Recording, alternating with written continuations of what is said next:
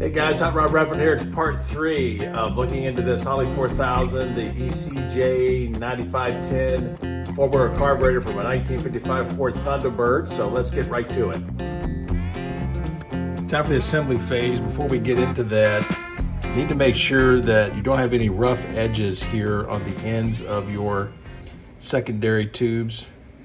You don't want these tubes fitting into the O-rings here and slicing them or cutting them in any way. I like to polish mine a little bit with some steel wool and a little bit of Brasso or something like that.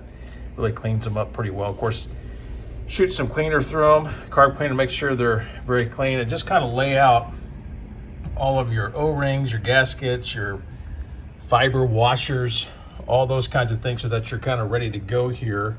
And the first thing that I like to do, I like to work on the air horn first and get that seal in position and let that set up while I'm working on the rest of the carburetor. So let's get that done first. One thing about it here while we're looking at these washers, the better kits are going to have your washers and your O-rings for your secondary tubes. You're going to have them in a plastic Ziploc bag. There are two sizes. The smaller ones are for the 55 models like the ECJ. Suffice to say, this little rope seal fits into this channel all the way around the top of our air horn.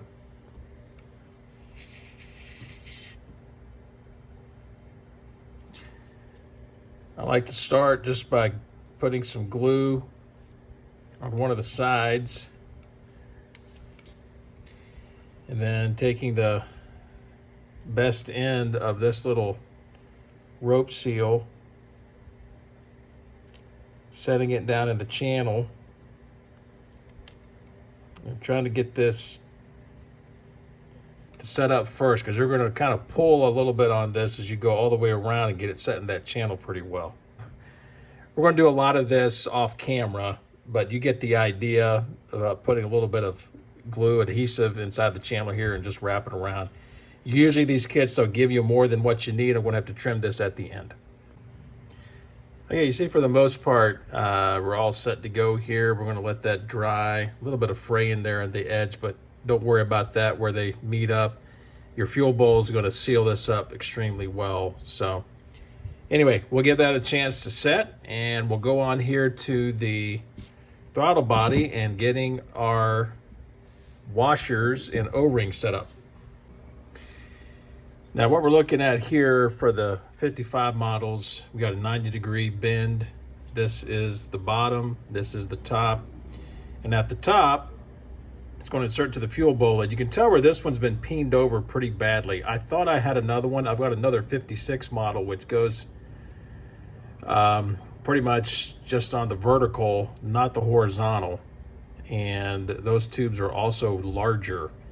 So I'm going to have to pry back some of this metal here that's been peened over and see what I can't get to happen here with our O-rings and our washers. So these washers are very thin, they're easy to manipulate. Sometimes it's best to bend them a little bit and then straighten them out. I like to use a socket that has the same size head as the washer, or maybe a little bit smaller. That way you can hold pressure on the washer while you try to stake it. And this one here, pull this out. This socket here is just, the head of it's just a little bit narrower than our washer. A little bit smaller in diameter, so that might be good to hold that in while we stake it with a scratch awl or some kind of a thin pinned punch that'll help you stake the edges. And you need to really do it in 3 places around the circumference of your washer.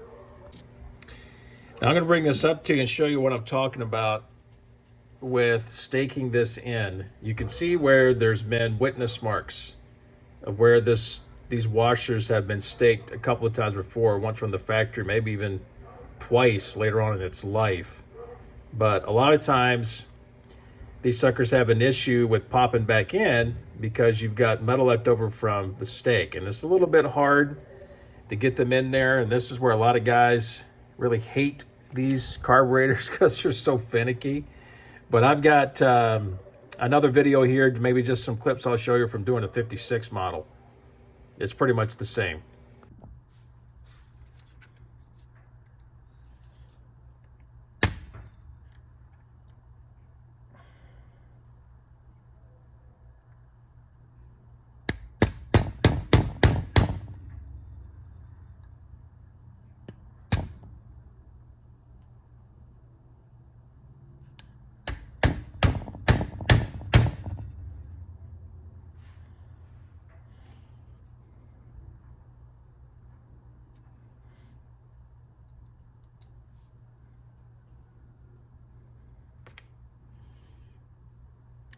We're going to give it one more. This thing's kind of worn out, so I feel if I can get close to here. Try to move this around a little bit so I could see a little bit better. There we go. And again, all you're trying to do is just give it a little bit of a bulge. You can see where I've got one right there.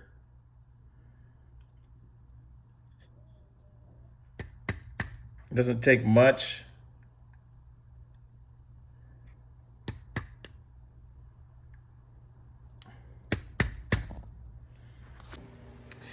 All right, we got this first one kind of set up and done, and the washer's fine, and we got the O-ring in there. I can feel the resistance of the O-ring when I try to slide the tube in there. That's what you want to feel. You want to feel some resistance in there to help you know that that O-ring is sealing up against that outside diameter of that secondary tube. So we'll go ahead and get the other one staked in as well. All right, we got our other side staked. It ended up a whole lot better than this side. Although that washer looks like it's a little marred because of the stake job over here, it's still sealing pretty well. We'll just double check this one here. Really don't want to be too forceful with these. Just make sure you got some drag and you can feel it there against the O-ring, and we do, so we're good to go. All right, we'll go ahead and put our throttle body aside for right now until we get the rest of it together. Now that we got that squared away, let's get to our fuel bowl lid. All right, now I've kind of figured out a way to get those washers slid back up into the peened over. That stuff's so thin, I'm a little bit nervous about destroying it. Basically, I used my scratch awl after I got the washer position to kind of slide it, kind of wedge it back up into that position. Then what I'm going to do, I'm going to go ahead and get my socket here on this end and kind of lean it over a little bit, try to tap that into position there. But these are pretty solid up to the top, making sure I don't harm that O-ring, but that I can do something with that washer there. And then if I can kind of put some compression down here on this side, I'll get these to really set up good. See what I can do here. Okay, I've got this in my vise here, and I got some wood, and that is to protect this.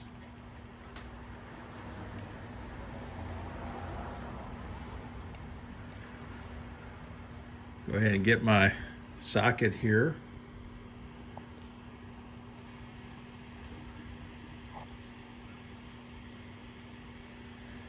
See if I can't get these to seat a little bit.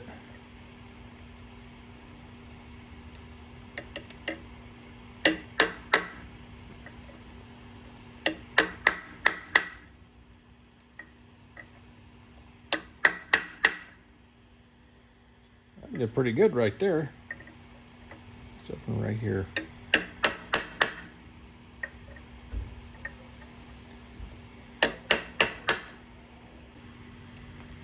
Now again, when you get these set, what you want to do is just test fit. Just make sure that it's going to go in there. You can feel the resistance just against that O-ring, and there you go. You know that sucker's sealed up pretty good.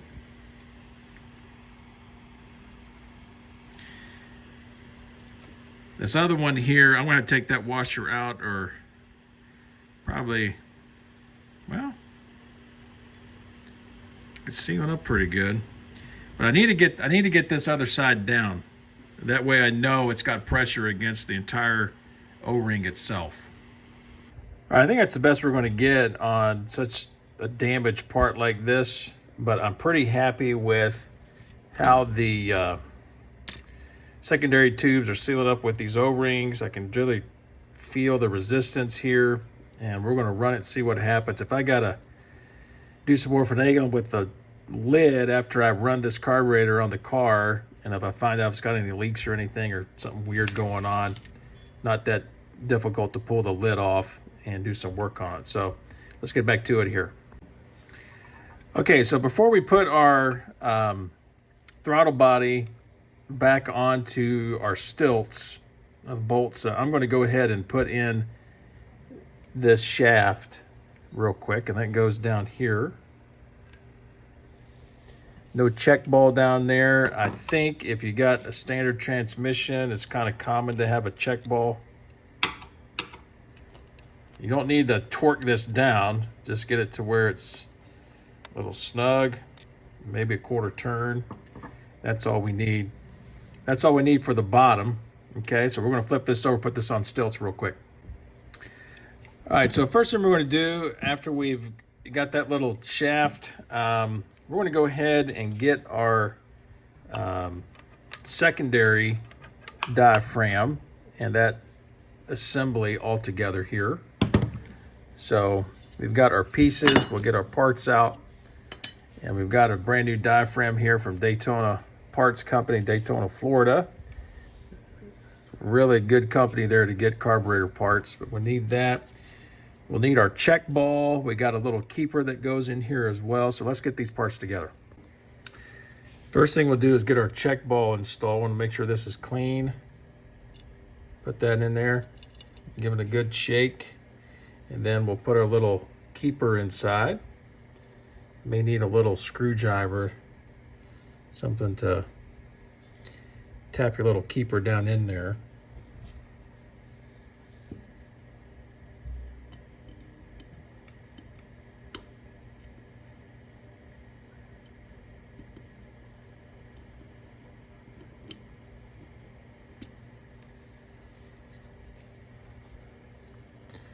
Sorry, I'm trying to get in the way of the camera.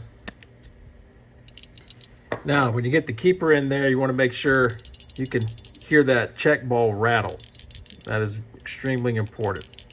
Extremely important. Okay. All right, now, next thing we'll do is we'll get our, got to find our spring. Okay. And that goes, kind of fixes on that little stud right there. Sometimes these things, they're tight enough they'll hold there, turn them upside down, they won't fall over. And of course, this is kind of simplistic to match up, but let's get our 4 screws that hold this down.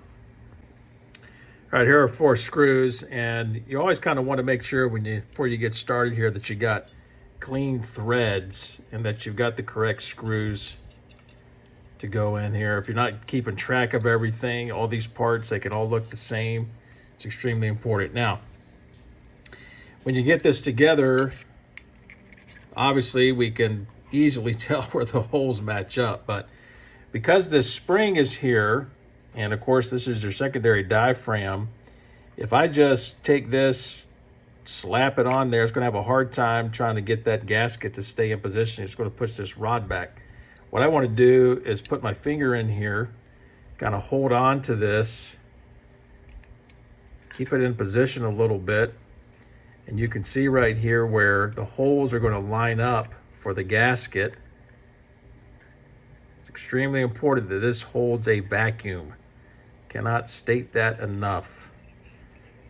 These Holley teapots. Okay, also you want to make sure that the end of your spring lines up with that cup. Kind of got a cup looking idea right here, right in that metal cup. So this is what it looks like. You see where this arm is at. Kind of try to hold that arm right there while you set all this in position. It'll keep tension against that spring as the spring fits into the cup. kind of hold all this together. You're going to line up your holes.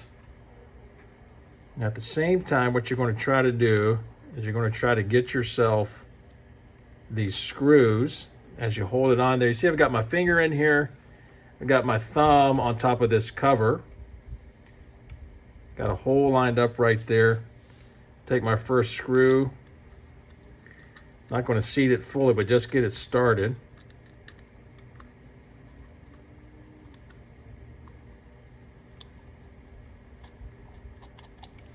There we go. See my other holes kind of line up right there through the light.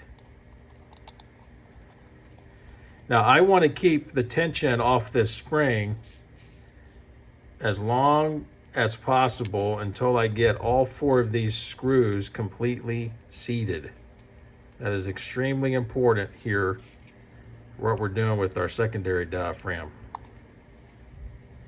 Now it's extremely rare for these 2 surfaces not to be flat. Both of them are pot metal, but there's nothing really that puts any kind of stress or strain on the surfaces that really make them warp over time.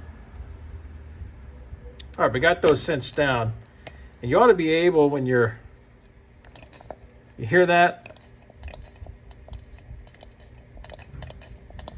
Hear the air there. So we'll test this again when we have it all hooked up to our secondaries, but you can see how the gaskets kind of set it all the way around, fits like it's supposed to, and our holes lined up. So we are good to go here. We'll get this set up on the throttle body. Now we got a gasket here that for the housing is going to go up against the throttle body. The reason being, this has got to be able to hold a vacuum right here. Now you don't need to use any sealer on this. It's not a problem. Typically it's just fine. I am a firm believer in using a silicone spray on gaskets for these carbs. So that way, if I need to take anything apart or do anything later on, the gaskets don't stick, they don't come apart, all that kind of thing. So what I'll do, I'll lightly spray this gasket with some of this silicone spray real quick. And always just kind of helps when I'm putting a carb together. Everybody has their own elixir, I guess, of what they do, but Hot Rod Reverend all the same. So just make sure all your holes line up. You can tell right here what's going on. And so let's get our screws. Give me just a minute here.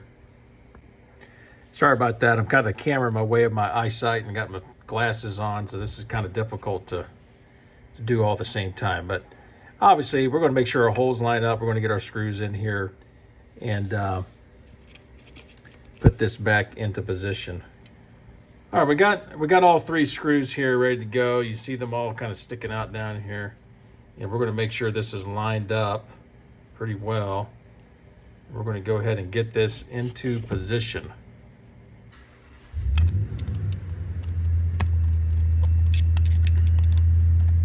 It's really kind of difficult to mess or to get this wrong. There's only really one way this gasket will go on here and line up with all the holes. You just need to make sure that you've got this sealed. Don't want any vacuum leaks at all. Vacuum leaks are a carburetor killer. Vacuum leaks kill your tune, that's for sure. You don't want to over torque these, but you just want to snug it down. Neat the gasket. Another half turn or so, we're ready to go here, right here. So, and let's get our linkage arm real quick. All right, so for the most part, this is what we need. We have our cam. We have our E-clip. That's for the end of our rod. And then we also got the little screw here that will keep that cam attached to our secondary shaft, secondary butterfly shaft. Let's get that installed.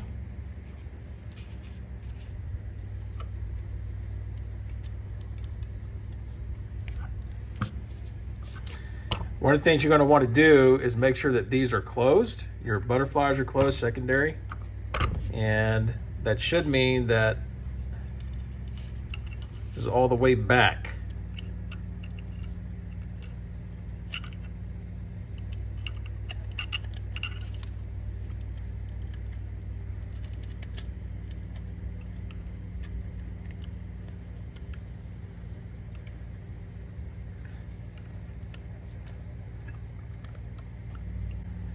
Basically, that cam's just going to pop right on. Right there, and then your arms are going to pop down right onto the shaft of your cam. So let's get the cam down first. Sorry, I'm trying to maneuver around the camera here, and sometimes I'm not very good at that, so just bear with us here.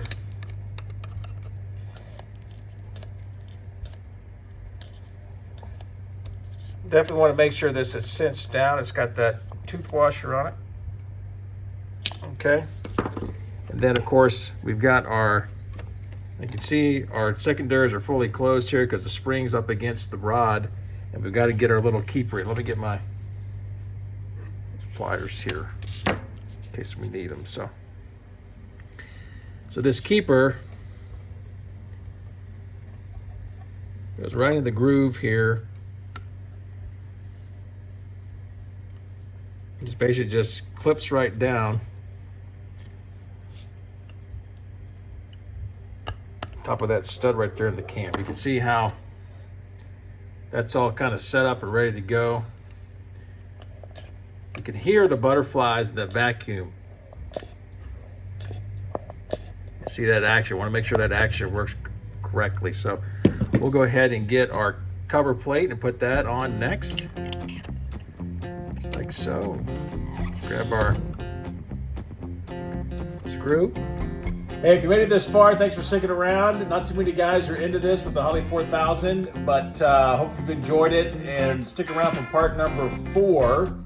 And hopefully part number 4 will get the carburetor all buttoned up, and we'll be putting it on this 1955 Ford Fairlane Club sedan that I've owned since I was 16. Just to test the carburetor out, we'll give it an initial tune, probably even take it for a test drive and show you what that's like before we give it back to the owner of that 1955 Ford Thunderbird.